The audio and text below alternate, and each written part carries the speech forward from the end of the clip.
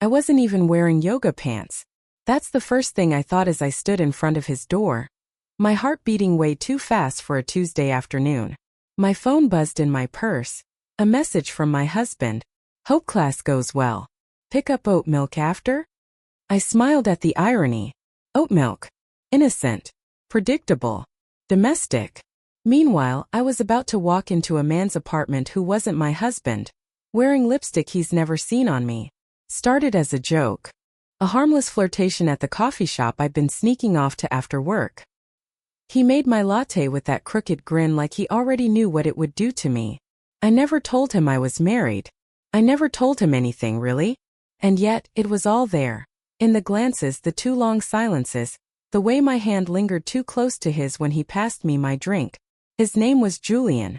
And Julian was dangerous in the way someone is when they make you feel young again. Seen. Noticed. Last Thursday, he brushed a stray hair from my cheek as I waited for my cappuccino. His fingers barely grazed my skin, but my knees went weak like a schoolgirl with a crush. I walked out without my drink. Today, I told my husband I had a double yoga class. I even rolled up my mat and left in leggings before changing in the car. I hated the lie, how it tasted bitter behind the thrill. But I couldn't stop. Not now. Not when Julian had finally whispered, "Come over next week. No coffee. Just you." And here I was standing outside his door with trembling fingers and a heart that wouldn't slow down. I raised my hand to knock, but before I could, the door opened. Julian stood there like he'd been waiting, like he knew the exact second I'd arrive. His eyes swept over me slowly, pausing at my lips. And in that breathless space between his gaze and mine, I felt it. This was a mistake. A beautiful, aching, irreversible mistake. But I stepped inside anyway. His place smelled nothing like coffee. No roasted beans or steamed milk. Just clean linen, something woody, and the faintest trace of whatever he wore on his skin. I couldn't name it, but it already lived in my memory. Like the echo of a dream I didn't want to wake from. I didn't say anything at first. I couldn't. The door clicked shut behind me, soft but final. The kind of sound that makes your heart realize there's no going back. Julian didn't rush. He didn't touch me. Didn't even step close. He just watched me, letting the silence stretch until I had to fill it. I told him I was at yoga. I murmured too quietly, like it would make it less real.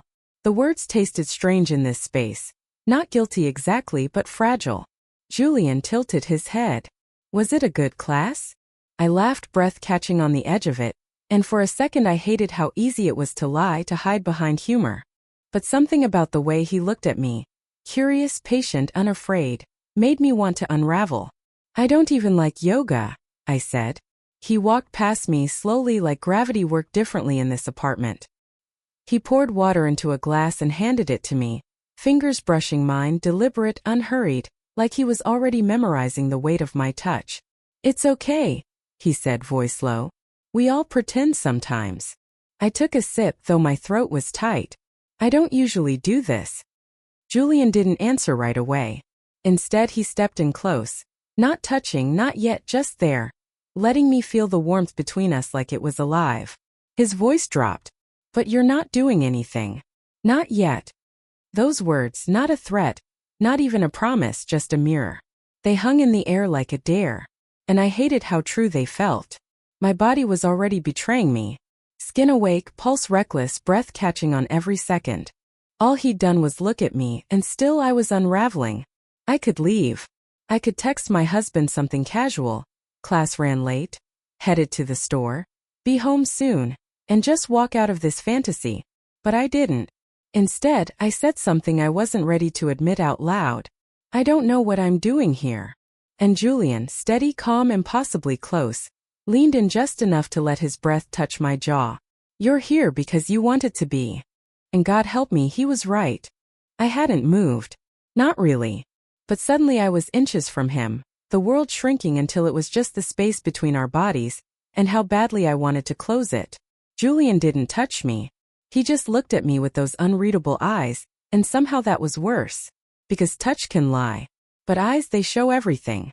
And his were asking me things I wasn't sure I was ready to answer. "You can sit," he said gently, nodding toward the couch. But I didn't sit. I couldn't. My legs felt like glass, breakable, trembling, unsure. So I stayed standing, still pretending I had control. Still pretending I wasn't about to do something I wouldn't be able to explain. Not to my husband, not to myself. "Do you always do this?" I asked, voice a little too sharp, hiding the tremble behind sarcasm. "Invite women over in the middle of the day like some afternoon fantasy?" Julian smiled, not smug, not guilty. Just knowing. "Only once," he said. That stopped me. He stepped closer, slow like he was approaching a frightened animal. His voice dropped again, soft and careful. "I didn't ask you here to prove anything. I asked because every time you left that coffee shop I felt like I'd missed something important." I blinked. The air shifted. This wasn't a game to him. Or if it was, he was playing by rules I didn't understand. He moved around me, barely brushing past, and sat down, giving me space but not distance. I sat too, finally, but at the opposite end of the couch. Like it mattered. Like space could stop what was happening. The silence returned, but it wasn't empty. It hummed, buzzed under my skin. His presence was a gravity pulling me in, slow, inevitable, dangerous. "Tell me something," he said, voice barely above a whisper. "What do you think about right before you fall asleep?" I froze, because the answer was this moment, this exact what if.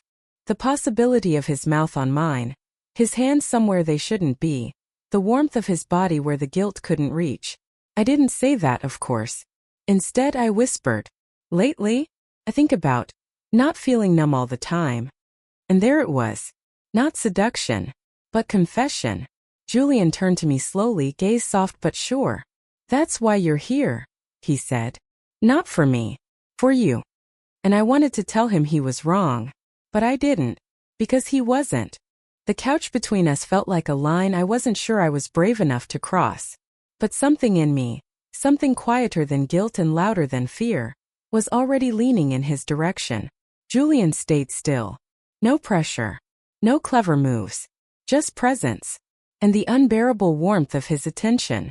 "I can take you home whenever," he said softly. "Or you can stay.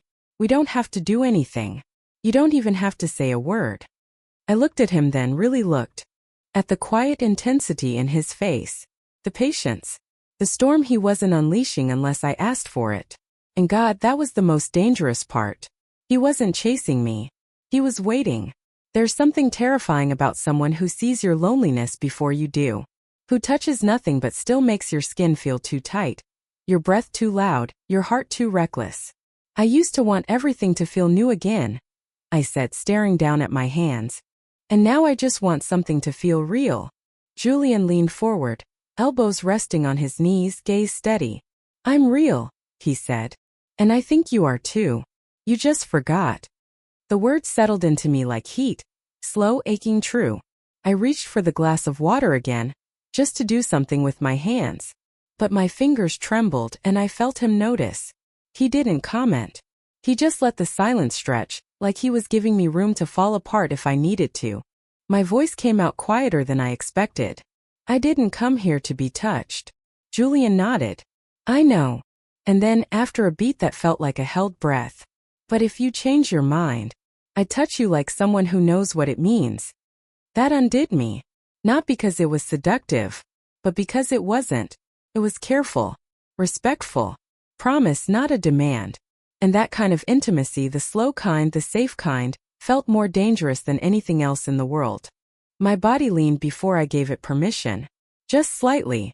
Just enough for my knee to brush his.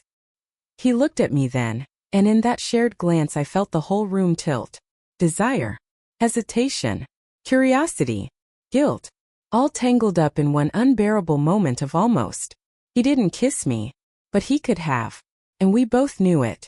And suddenly I wasn't sure if I wanted him to stop or start. He didn't touch me, but I could feel him everywhere. The space between us had collapsed without either of us moving. Just a shift in breath, a glance that lasted too long, and suddenly the room felt too warm. My skin too aware. My heart too loud. "Tell me what you're afraid of," he said softly. I almost laughed, not because it was funny but because it was too honest. Too much like someone reaching into the part of me I kept hidden from even myself. I swallowed hard. That this will matter more than it should. Julian nodded like he understood. Like he'd lived that fear before. And if it does? He asked, voice low, careful. I don't know, I whispered. But I'll have to go home tonight and pretend it didn't. He leaned back just slightly, like the weight of that truth deserved more space. The light through the window caught the edge of his jaw, the curve of his mouth. And I hated how badly I wanted to trace it with my fingertips. I looked away, blinking fast. I didn't come here to fall apart. You're not, he said. You're coming undone. It's different. That word, undone, wrapped around me like a whisper in the dark. And then he said my name. Softly, gently, like it meant something. Like it was a secret he'd been keeping just for this moment.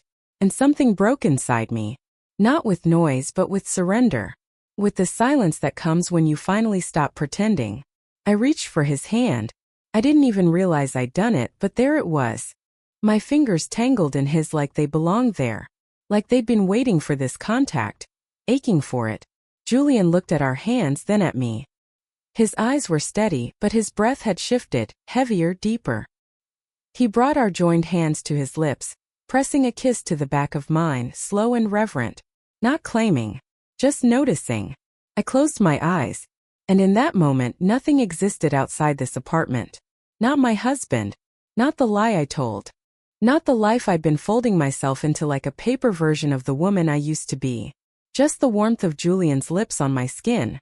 And the terrifying, beautiful truth that I didn't want to leave. It wasn't dramatic. There were no fireworks, no frantic hands or wild confessions.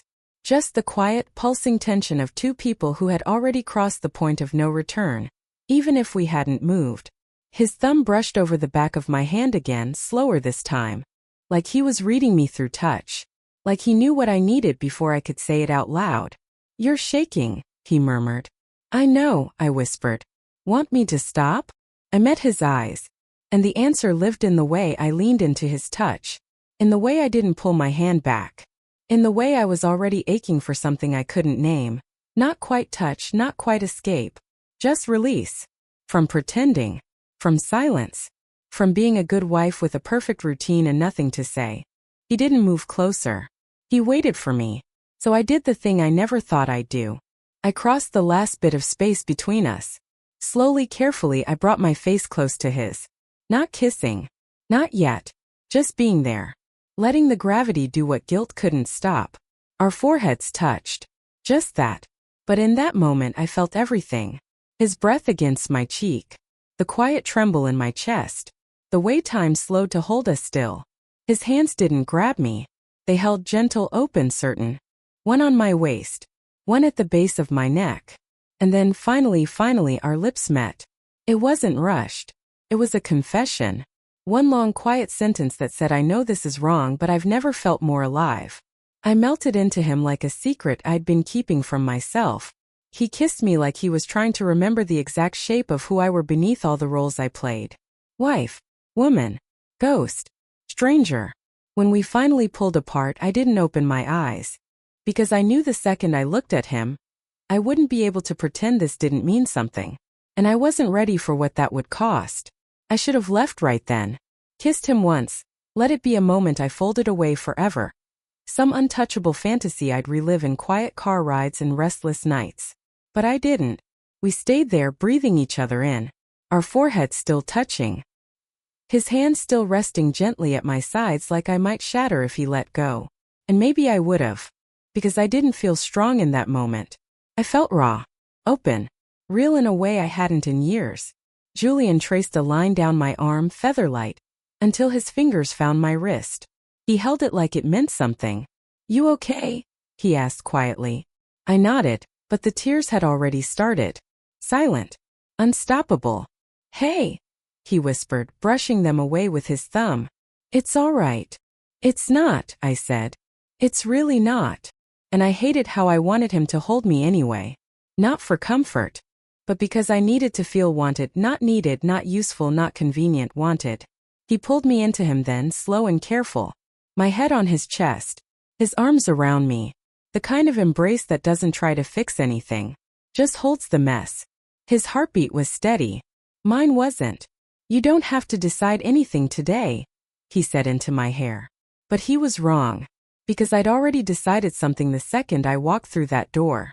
I let someone see the parts of me I'd hidden, not just from my husband but from myself. And that decision had a cost. I pulled back gently, looked at Julian like I was memorizing the way he held space for me. I should go, I said. He nodded, no bitterness in his eyes, just something softer, sadder. I know. I stood, legs a little unsteady, my body still buzzing from the heat of him. And just as I reached the door, he said my name again. I turned. You can lie to him, Julian said. You can even lie to yourself. He stepped closer. Not touching, just close enough that I could still feel him. But don't lie about what this was. And I didn't.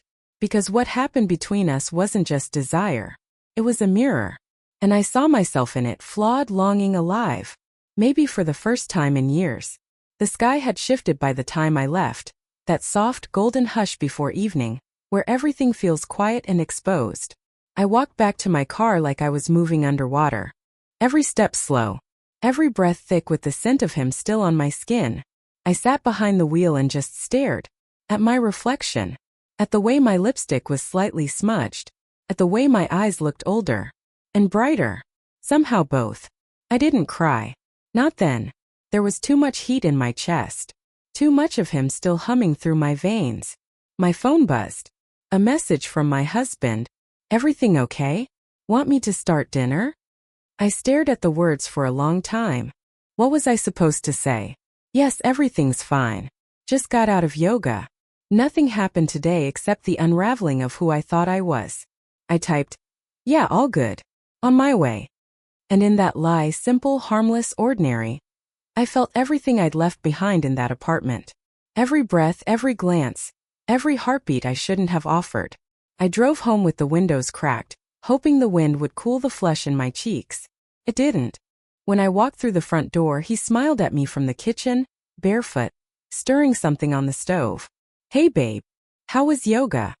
I paused just long enough for him to notice. Then I smiled. Peaceful, I said. And maybe that was the truth in its own twisted way. Because something had quieted inside me. Not guilt. Not shame. Just the part of me that had been waiting for someone to see her.